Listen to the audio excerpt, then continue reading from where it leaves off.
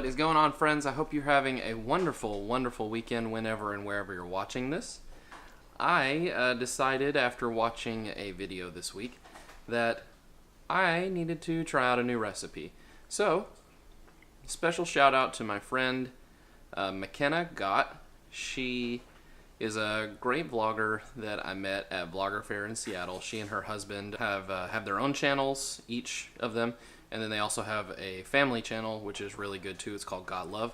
I'll put all three of their channels down in the description.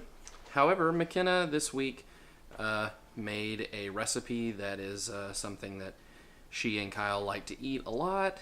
And it is a curry recipe that is kind of a modified thing from a curry restaurant called Coco Curry. Kyle, her husband, is in the military. And when they were stationed in Japan, it was a curry restaurant that they used to enjoy going to all the time. So I saw her video, thought, man, I really wanted to try this. So we're going to try it tonight with a little bit of my own flair. So come along and let's get started making a delicious curry. So my modified version of this is going to be a little bit different than McKenna's. So things you're going to need some rice. Minute rice is pretty easy. McKenna used white rice. I'm going to use brown rice because that's just what we eat at our house. You need some olive oil. You will need some chicken. And I've just got this one going in kind of just a pretty basic marinade with some Asian things.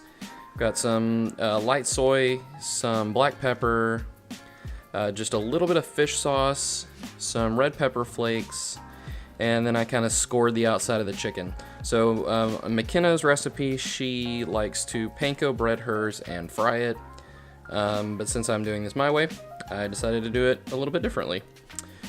Kasha is vegan and will not be partaking in the chicken, so I also got 3 carrots and 1 red potato to kind of help her out just a little bit.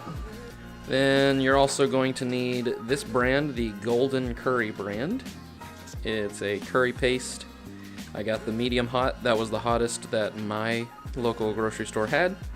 There are several others as well. There's a mild, and then I think there's like some really much larger heat levels for those as well.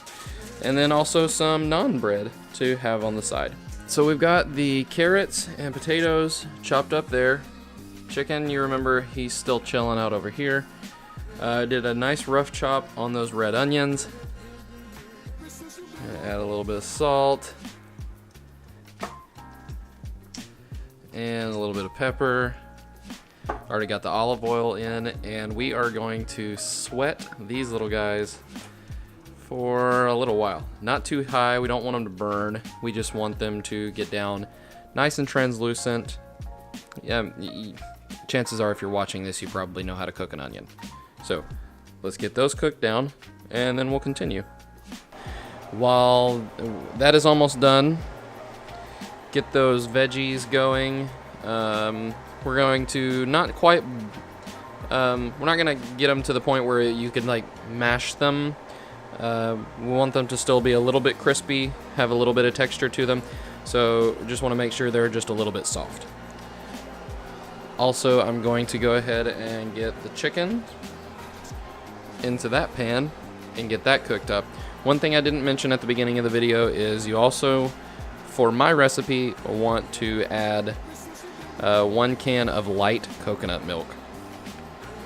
And I will let you know when to add that. Just makes it a little bit thicker and richer. Okay, anyway, be right back. Okay, so take the curry out of the paper packaging. It's gonna look like this. It's kind of weird looking. But yeah, looks like a chocolate bar. Go ahead and chop this up into 1, 2, 3, 4, 5, and then cut those into halves. Thanks for that tip, McKenna. This will help the curry paste melt down a little bit quicker. So let's get that chopped.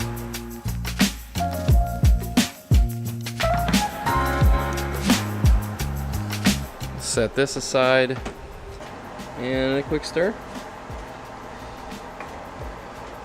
Okay, So those curry paste bars are going to start melting down, mixing in with those onions, and I did add a little bit of garlic and salt and pepper, and it's going to be yummy. So now we're also going to want to add this coconut milk, and it's hard to get out of the can, but trust me, it's going to come out.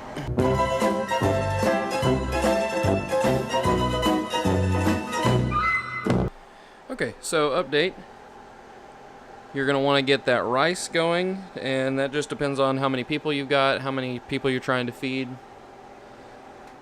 And you'll just follow the instructions on the box for that.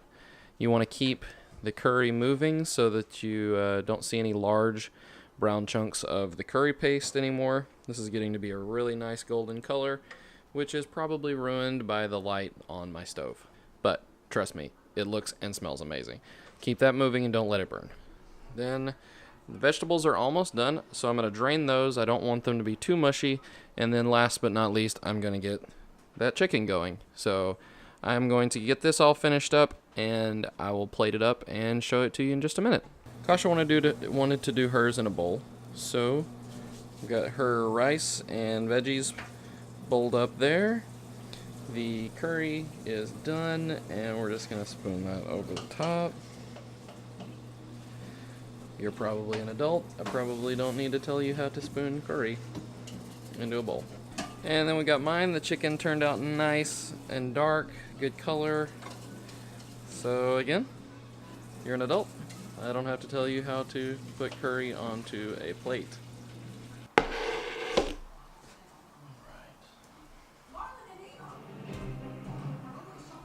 Alright, we got our naan, we got our curry here. We got this a little bit too full, spilled on the counter. Sorry. But first bite.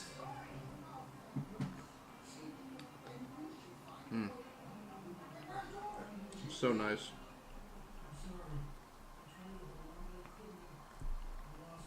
It's delicious. If you get a chance, give this recipe a try. And hit me up on social media if you do give it a try. Those links will be in the description, as well as McKenna and Kyle's original video. Thanks for watching. Give this a thumbs up if you like it, and yeah. Peace, and be good to each other.